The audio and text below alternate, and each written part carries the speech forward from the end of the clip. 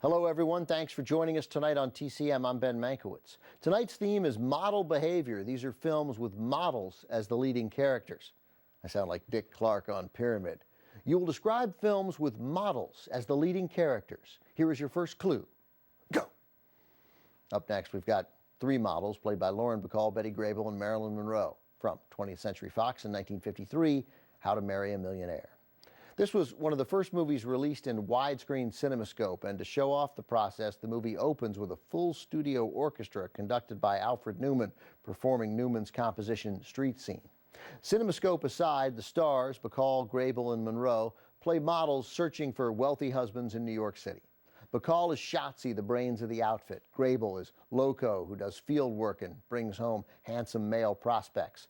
And Monroe is Pola, who won't wear her glasses because she thinks they make her less attractive, which is funny because everyone knows glasses make people more attractive. The men in their lives are Cameron Mitchell, David Wayne, Rory Calhoun, and William Powell. The film's director, Jean Negulesco, was trained as a painter, and it shows every inch of the CinemaScope frame is filled with detail and color. Monroe made How to Marry a Millionaire immediately after finishing Gentlemen Prefer Blondes.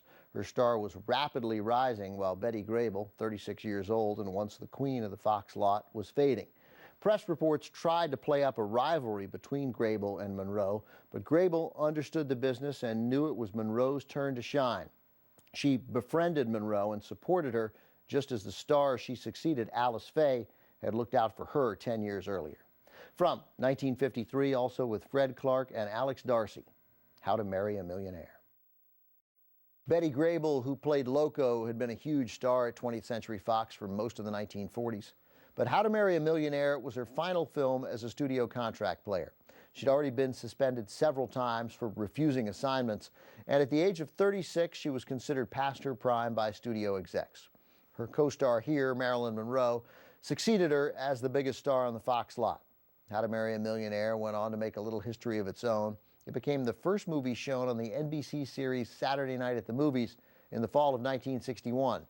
And it was a good night at NBC. How to Marry a Millionaire got bigger ratings than its competition, the top-rated Gunsmoke and Have Gun Will Travel on CBS. Up next, more models in the movies as we sail to Europe.